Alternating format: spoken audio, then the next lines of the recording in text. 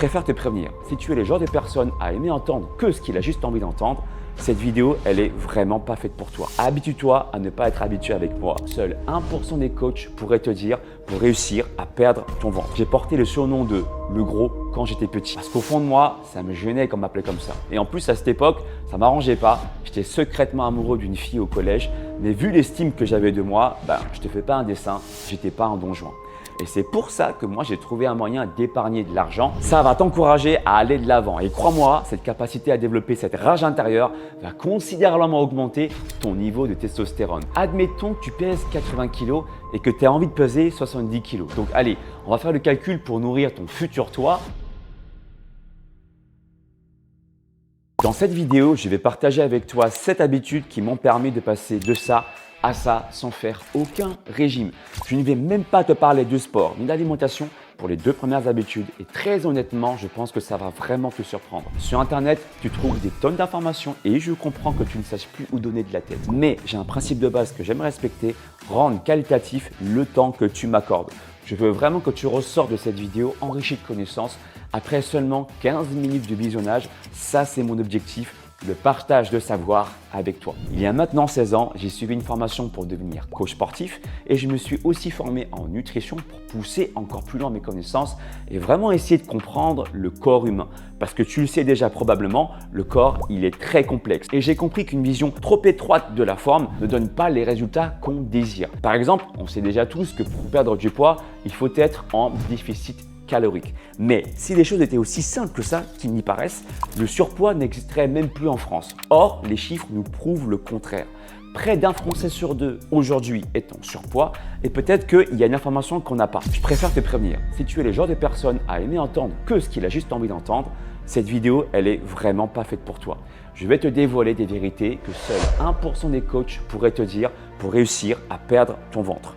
Habitue-toi à ne pas être habitué avec moi. Mon contenu risque de te surprendre. Je peux te dire avec certitude que c'est de loin les meilleures routines que j'ai pu créer. Des centaines de personnes qui m'ont déjà fait confiance ont déjà pu en bénéficier et ont eu des résultats spectaculaires. Alors, pourquoi tu ne serais pas la prochaine personne à pouvoir en jouir? Si tu appliques ces 7 habitudes, je te garantis des résultats incroyables. T'es prête? Let's go my boy! Ou alors si t'es une fille, let's go my girl! Première astuce, accepter et pardonner les souffrances du passé. Quand je parle des souffrances du passé, je parle des moqueries et des jugements qu'on a pu te faire à l'égard de ton physique. Et quand j'évoque le passé, je fais bien sûr référence aux souffrances que tu as subies étant enfant ou adolescent.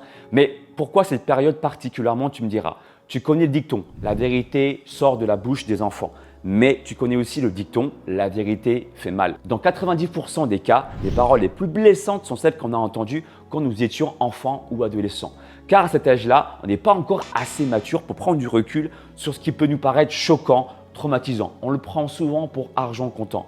Et se prendre des remarques blessantes, comme tu le sais, ça peut nous briser de l'intérieur. Et je sais de quoi je parle. J'ai porté le surnom de le gros quand j'étais petit. Par exemple, à table en famille, j'avais droit à des remarques du style « Ah, mais tu manges trop toi, t'es un gros plein de soupe ». Et quelque chose me dit à l'oreille que je suis persuadé que tu as aussi vécu des histoires de dingue. Je vais parler sans langue de bois. Ça fout le seum. Tu es d'accord avec moi? Si je suis là à te parler devant ton téléphone, c'est que j'ai fini par comprendre quelque chose, comment tourner ce calvaire à mon avantage. Et je vais te partager comment toi aussi tu peux inverser le processus et devenir un gagnant ou une gagnante. Comme je te le disais, le gros, c'était le surnom que j'avais quand j'étais enfant et adolescent. Mon estime personnelle avait pris un coup. Parce qu'au fond de moi, ça me gênait qu'on m'appelait comme ça. Et en plus, à cette époque, ça ne m'arrangeait pas. J'étais secrètement amoureux d'une fille au collège. Mais vu l'estime que j'avais de moi, je ne te fais pas un dessin, j'étais pas un Don Juan. Chaque fois qu'elle passait devant moi dans le couloir de l'école, j'avais encore le souvenir de rentrer mon ventre, histoire de paraître plus sexy et désiré. Mais tu te doutes bien, ça n'a pas suffi pour plaire à cette fille. Elle m'a en fait jamais regardé. Une fois rentré chez moi, je me souviens encore avoir regardé les veines de mon avant-bras et de me dire « Si ma sœur et mon frère plaisent et ont réussi, je devrais pouvoir en faire autant. » Après tout, je me suis dit que j'avais les mêmes sangs qu'eux. Je dois trouver où est ma force. En fait, je me promettais à moi-même que tout allait pouvoir changer. Mais j'avais compris que pour que ça change, il fallait d'abord commencer par le début, accepter ma situation. Arrêter de me mentir à moi-même en rentrant temporairement mon gros ventre à chaque fois pour plaire. C'était une fausse solution, une fake solution. Et en fait, ça, c'est la première étape, l'acceptation. Tu ne peux pas avancer tant que tu n'as pas accepté. Accepter dans le sens admettre ce qui t'a blessé, ton humiliation. J'aime beaucoup faire l'amalgame avec Vegeta dans Dragon Ball, le prince des Saiyans. À plusieurs reprises, ce prince s'est fait humilier par Son Goku qui pourtant de base est un guerrier de bas rang et ça a rendu son humiliation encore plus forte. Si tu regardes Dragon Ball, Vegeta finit même par se transcender et même à égaler parfois Son Goku. C'est justement parce qu'il n'a pas nié avoir été humilié. Il ne l'a pas refoulé. Il a tellement vibré l'humiliation qu'il en a fini par en avoir marre et ça l'a aidé à passer à l'action et à devenir le Super Saiyan Vegeta pour ceux qui connaissent Dragon Ball.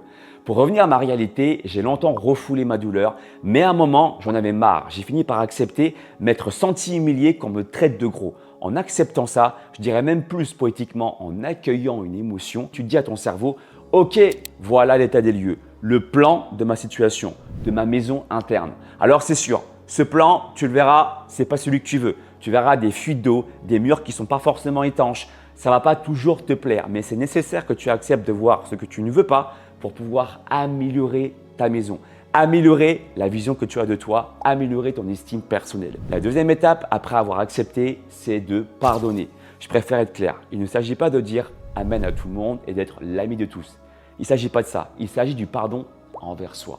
Pardonne-toi d'avoir vécu des moments difficiles. C'était peut-être l'enfer pour toi, mais si tu es encore là aujourd'hui devant cette caméra, c'est peut-être qu'il est encore temps que tu acceptes de voir ta situation interne, ta maison interne et de changer ce qui ne te plaît plus aujourd'hui, de renaître quelque part de tes cendres comme un phénix. Et pour être un phénix, il faut d'abord pardonner. Pourquoi? Parce que ça te permet de clôturer un chapitre. Comment tu veux réussir à avancer dans un nouvel arc, sachant que le chapitre précédent n'a toujours pas été clôturé? C'est impossible. Tu as le droit de ne pas vouloir clôturer le passé, mais dans ce cas-là, tu risques de vivre dans l'amertume et vivre dans le passé. Tu seras là sans être là, tu seras effacé. Est-ce que c'est ça vraiment que tu veux? C'est non, n'est-ce pas? Alors dans ce cas, décide-toi maintenant de te pardonner. Concrètement, pour que ça soit ancré, je te demanderai simplement de prendre une feuille et un stylo et écrire 2 phrases, 2 mudras pour t'aider à conscientiser l'inconscient. Ne le fais surtout pas avec ton téléphone. C'est important que tu le fasses avec une feuille et un stylo parce que pour résoudre un problème de taille, il faut d'abord mettre les choses à plat, donc sur une feuille. Pour l'acceptation et le pardon, tu peux écrire ces phrases, ces mudras. J'admets avoir ressenti de l'humiliation sur mon physique dans le passé. Quand j'avais, là tu écris ton âge ou la période quand ça s'est passé. Et ensuite, deuxième phrase, je me pardonne d'avoir vécu ces moments difficiles. Aujourd'hui, je décide de prendre ma revanche, à commencer par cette prise de conscience. Ces 2 phrases, ces 2 mudras, c'est ton nouveau point de départ. Ça te permet de vider l'ancien conteneur énergétique en toi pour recueillir une nouvelle forme d'énergie et c'est là où l'activité physique va pouvoir apporter de l'énergie positive. Et je ne te parle même pas de sport véritablement, mais de ton NEAT. Est-ce que tu sais ce que c'est? Ça tombe bien, c'est justement l'habitude numéro 2, tu vas tout comprendre. Habitude numéro 2, augmente ton NEAT. Le NEAT signifie le Non-Exercise Activity Thermogenesis. Il correspond à la dépense d'énergie des activités du quotidien, monter les escaliers, faire les courses, du jardinage, le ménage, les déplacements de la vie courante. Et là, je vois venir ta question, mais est-ce que ces dépenses énergétiques valent vraiment le coup? Je veux dire par là, est-ce que ça donne de vrais résultats? Eh bien, ça tombe bien. Des chercheurs de l'université de Pittsburgh aux États-Unis se sont posé la même question et ont comparé la dépense d'énergie entre 15 minutes devant son ordinateur et 15 minutes de marche à 3 km/h et la différence, elle est spectaculaire. Ils ont réussi à prouver qu'une marche lente de 15 minutes à 3 km/h permettait de brûler en moyenne entre 2,4 à 2,7 fois plus de calories que 15 minutes assis devant ton ordinateur. Le constat est donc très simple. Pour augmenter considérablement ta dépense calorique journalière, commence par réduire le temps passé assis chaque jour. Autre point, cette capture que tu vois à l'écran, réalisée par le College of Veterinary Medicine de l'Université du Missouri aux États-Unis, nous montre que le simple fait de rester debout contre rester assis stimule déjà l'activité musculaire et plus encore si tu es en mouvement. C'est pour ça que l'option de travailler devant son ordinateur debout est réellement une solution pour commencer à faire du sport sans réellement faire de sport. Pour que ça fonctionne, tout comme pour la première habitude, tu dois d'abord conscientiser ce qui est encore aujourd'hui inconscient. Au moment où tu souhaites prendre l'escalator, observe ton environnement et ce que tu fais et change tes actions en pleine conscience en prenant l'escalier. Personne ne le saura, mais toi, intérieurement, tu seras fier de toi d'avoir contrôlé ta vie. Tu augmentes ainsi ton estime personnelle et en plus de perdre des calories facilement, tu arriveras ainsi à avoir un ventre plus plat, plus progressivement. Et ça, c'est déjà une victoire. Troisième habitude, faire du sport, mais pas n'importe comment. À ton avis, quel exercice te permet d'avoir le plus d'abdos visibles? Celui-ci ou celui-là?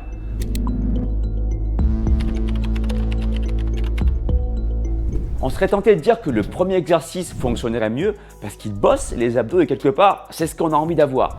Mais la réalité n'est pas aussi simple que ça. Les vraies pompes te donneront de meilleurs résultats car c'est un exercice polyarticulaire. En clair, tu as tout intérêt à t'orienter vers des séances courtes mais intenses avec des exercices de qualité comme du gainage pour tes muscles profonds, des pompes, des squats, des fentes, des burpees, des montées de genoux dynamiques et même des abdos, mais choisir dans ce cas des exercices d'abdos efficaces comme le gainage dynamique qui recrute un maximum de masse musculaire.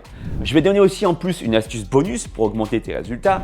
Quand tu fais un exercice, tu dois garder la volonté d'être fort. À l'intérieur de toi, visualise et ressens une femme.